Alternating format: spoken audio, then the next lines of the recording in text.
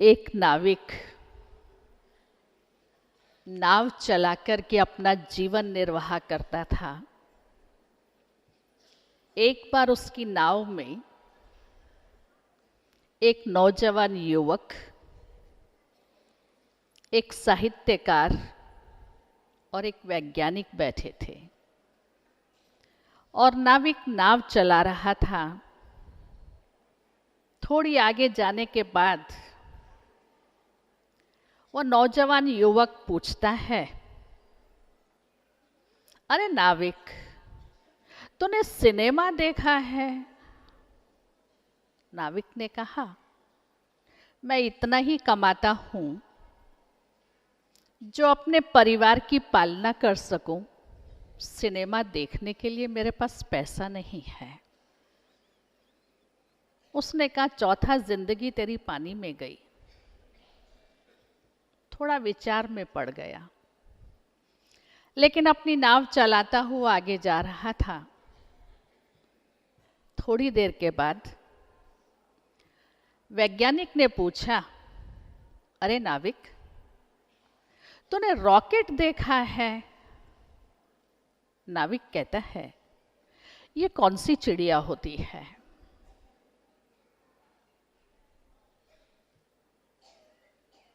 नाविक सोचने लगा।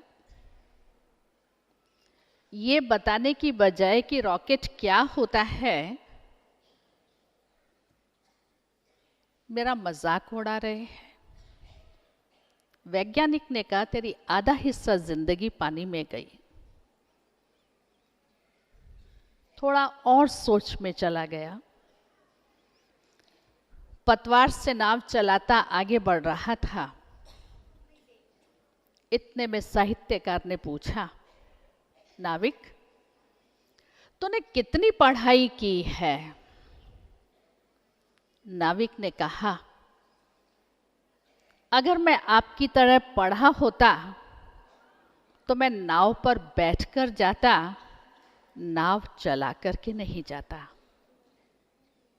मेरे माता पिता के पास मुझे पढ़ाने के लिए पैसा नहीं था, लेकिन मैं मेहनत करके अपना जीवन यापन करता हूँ और साथ साथ अपने माँ बाप की भी सेवा करता हूँ।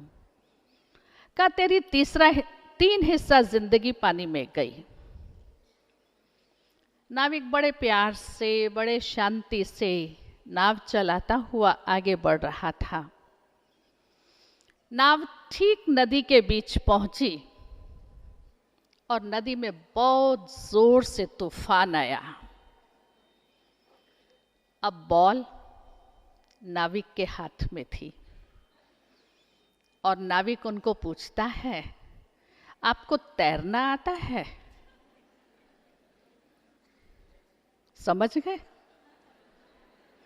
कि मेरी तो 3 हिस्सा जिंदगी पानी में थी, आपकी तो सारी जिंदगी पानी में गई। भाव को आप बहुत अच्छी तरह से समझ गए। 2 घंटे से चर्चा चल रही है, बैलेंस, आधुनिकता और आध्यात्मिकता। आधुनिकता से आप सभी बहुत अच्छी तरह से परिचित हैं कि उसको किस प्रकार से मिस इंटरप्रेट किया गया है। पहनना, ओढ़ना, खाना पीना, घूमना, क्लब्स में जाना, होटल्स में जाना, पब्स में जाना, नाइट क्लब्स में जाना, क्या ये आधुनिकता है? इसी का नाम आधुनिकता है। आज 3 दिन से आप इस शांतिवन के परिसर में हैं। आप इस परिसर में, मैं समझती हूँ, प्रैक्टिकल में महसूस कर रहे होंगे, आधुनिकता भी है, आध्यात्मिकता भी है और उसका बैलेंस भी है। और इसको देखते हुए आप स्वयं बहुत कुछ सीख भी गए होंगे और सीख भी रहे होंगे और प्रैक्टिकल में अपने स्थान पर जाकर इसी प्रकार की आध्यात्मिकता और आधुनिकता का बैलेंस, और वो बैलेंस क्या कमाल करता है। मैं समझती हूँ आप सभी ने सर्कस देखी होगी, देखी है, सर्कस देखी है। सर्कस में वो नट क्या कमाल करते हैं। सर्कस है बैलेंस की कला। पूर्व वक्ताओं ने किस किस बात में बैलेंस चाहिए और वो बैलेंस ना होने के कारण आज इस विज्ञान और भौतिकता के विकास में और उसकी उन्नति की चकाचौंध में हमारा जीवन विषमताओं से, समस्याओं से, अनिश्चितताओं से जूझ रहा है। कहा गया ज्यों ज्यों दवा करते गए मर्ज बढ़ता गया। आज की वस्तु स्थिति प्रैक्टिकल में यही है। जितना समस्याओं का समाधान इस बुद्धिजीवी वर्ग की उस बुद्धि के द्वारा हो रहा है, उतनी समस्याएं दिन प्रतिदिन बढ़ती जा रही है। आवश्यकता है उस दैवी सभ्यता की, उस ईश्वरीय सभ्यता की जो स्वयं परमात्मा पिता इन सर्व समस्याओं का समाधान करते हैं। मुझे याद आता है भारत के पहले राष्ट्रपति डॉक्टर राजेंद्र प्रसाद ने कहा था, जिस दिन राजनीति से धर्म को अलग कर दिया जाएगा वो राजनीति मृत प्राय हो जाएगी। आज आध्यात्मिकता को धर्म से संबंधित कर दिया गया है। आध्यात्मिकता धर्म नहीं है, ये एक आदर्श, मूल्यनिष्ठ, अलौकिक, दिव्य जीवन की एक सुंदर श्रेष्ठ कला है। और ये कला स्वयं परमात्मा पिता हम आत्माओं को सिखलाते हैं और उसके लिए उन्होंने हमें स्वयं को महसूस करने के लिए कहा। नहीं तो आज के इस वैज्ञानिक युग में जिस नारी ने पुरुष को जन्म दिया, आज उस पुरुष की से रक्षा के लिए वो असुरक्षित है। जिस पुरुष को नारी ने जन्म दिया, आज वही उसके सामने है। आधुनिकता क्या है? आध्यात्मिकता क्या है? इतिहास के पन्नों को पलट करके देख लीजिए, रिपीट नहीं करती हूं। अपनी अंतरात्मा को महसूस करें। पहले भी कहा गया,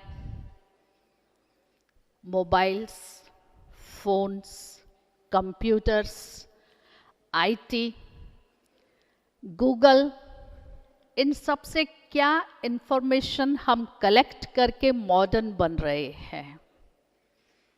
क्या वो हमको वैल्यूज सिखा रहे हैं? आवश्यकता है। आप यहाँ देख रहे हैं लेटेस्ट टेक्नोलॉजी है, लेकिन प्रश्न है उसके उपयोग और सदुपयोग की और दुरुपयोग की। आध्यात्मिकता की कमी के कारण आज ये सारे साधनों का दुरुपयोग बढ़ता जा रहा है।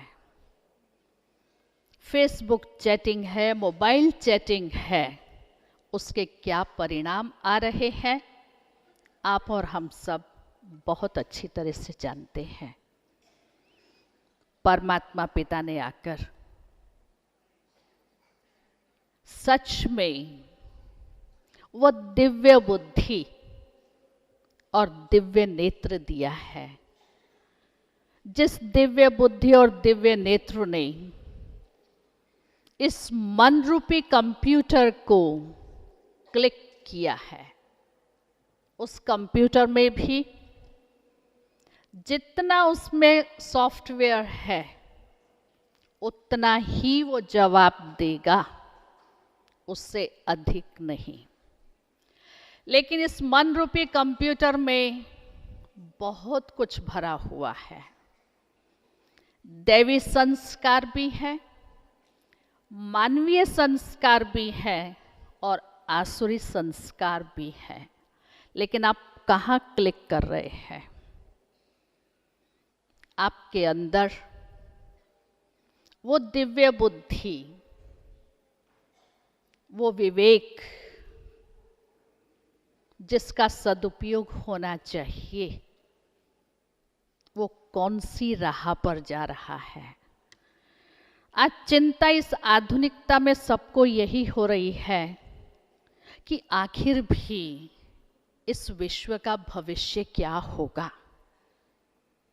इतनी प्रोग्रेस होते हुए भी यह अनिश्चितता क्यों?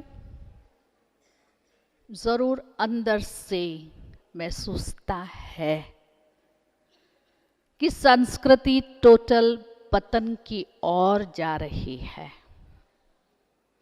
मूल्य नष्ट हो रहे हैं। अब समय क्या चाहता है?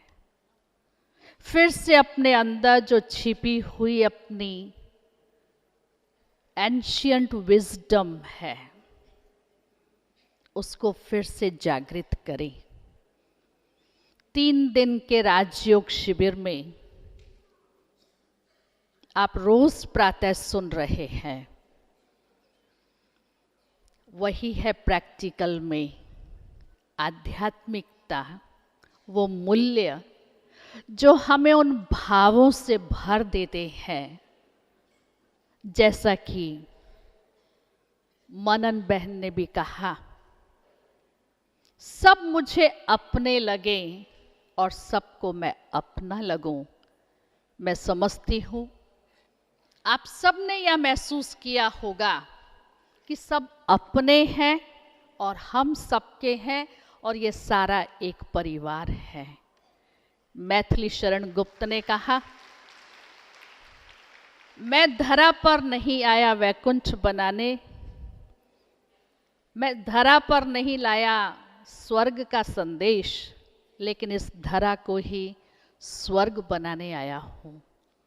वो सर्वशक्तिवान परमात्मा हमारी खोई हुई वो संस्कृति, हमारा खोया हुआ वो रामराज्य, हमारा खोया हुआ वो मनुष्य और प्रकृति की हार्मनी, आत्मा और शरीर की हार्मनी, दोनों का परस्पर बैलेंस, उसका चरित्र चित्रण, फिर से उन मूल्यों को हमारे चरित्र में ला करके पुनः वही देव स्वरूप नर को नारायण, नारी को लक्ष्मी बनाने के लिए आए हैं। और उसके लिए ये ईश्वरीय ज्ञान और सहज राजयोग की शिक्षा दे रहे हैं, जिनको प्रैक्टिकल जीवन में धारण करने से हम अपनी सभी बुराइयों पर, अपने अवगुणों पर, अपनी कमियों और कमजोरियों पर विजय प्राप्त करके एक ऐसा सुंदर समाज जहां आधुनिकता और आध्यात्मिकता दोनों का बैलेंस है, उसकी रचना, उसकी स्थापना हम सभी कर रहे हैं, जो हमारा ये जीवन श्रेष्ठ बनेगा। कहा जाता है कलम और नारी संसार का परिवर्तन कर सकती है। कलम में भी वो ताकत है जो लिखेगा मनुष्य उस पर विश्वास करेगा। और नारी में तो वो शक्ति है। उसने कितनी महान आत्माओं को जन्म दिया और उन महान आत्माओं की वो प्रेरक शक्ति रही है। वो उसके अंदर की आध्यात्मिकता है, वो उसके अंदर की वो दिव्य शक्तियां हैं। इसलिए आज के इस समाज और विश्व को देखकर हर एक का मन दुखी, अशांत क्या होगा।